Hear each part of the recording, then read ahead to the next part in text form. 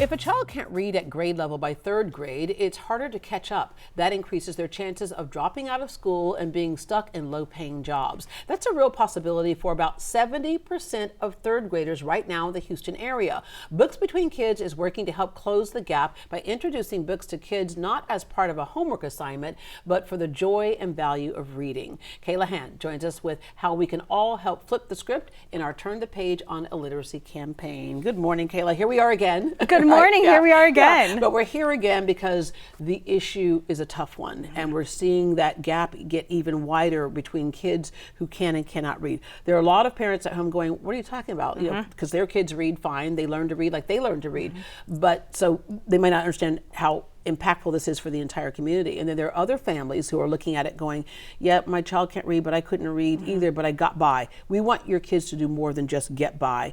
And that's critical for this whole community to thrive economically. Exactly. And many of those kids who can't read don't have a single book at home. So they're trying to read the back of boxes, but the best way to learn to read is with a book. Yeah, yeah. And we know that corporations look at what cities are going to move to. Houston is a very dynamic city. You know, we've got energy, we got NASA, we have all types of things. But if they cannot have a workforce that is literate, they will not move here, and other corporations will leave here. Absolutely. All right.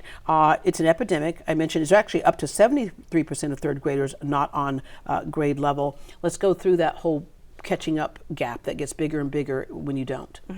And just a single book can change the track that kid is on. It can actually almost double their chances of being reading on grade level. Wow. Okay, and when we say reading is the foundation of all academic topics, so sometimes we think, oh, reading, it's all about English. No, it's all about everything. Exactly. I mean, just think about a math problem. A lot of them are paragraphs, and you have to be able to read that in order to understand what's happening. Yeah, and as you mentioned, everyday things like reading the medicine bottle. You know, a stop sign, you know, traffic signs, all that type of stuff. All right, the impact of the book drive so far, kids learn early in the community that the community cares. That's a big impact as well, side effect, right? A good side effect, if you will. Yes, and they understand that people are donating these books for them.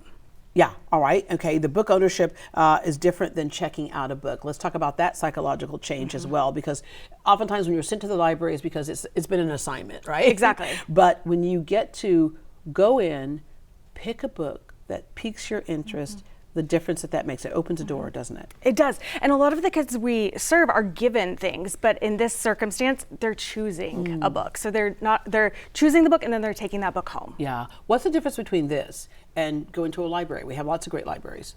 Well, library, you have to return the book. There's the pressure to keep it in the exact same condition that it was borrowed in, or you could also be fined if it's not. And so having your own book, it opens up the freedom to do what you want with that book. Maybe you put your name in it, make it yours. Yeah, and read it over and over again. All right, you have a letter from one of the kids who just wanted to say thank you for this.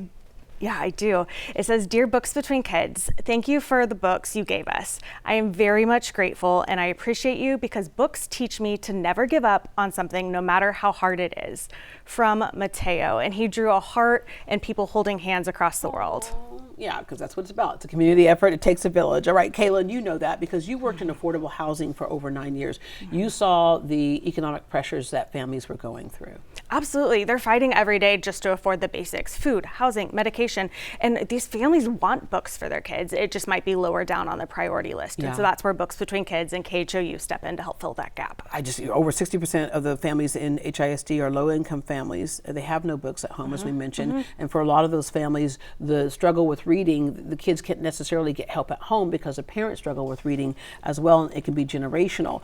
All right, and that, again, as we mentioned before, impacts the types of jobs that they can get. All right, other benefits: expands a child's imagination, sparks the curiousness about other topics. And I've mentioned this over and over again, but Dan Rather was one of my role models in my business.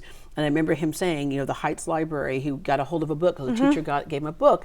And he said he had no idea he could travel the world through those books. And then one day he would grow up to actually cover the world and travel the world. So cool. Yeah, so it opens the doors to imagination, to possible careers and a whole bit. So So Books Between Kids, how did it get started? What was it that you were noticing?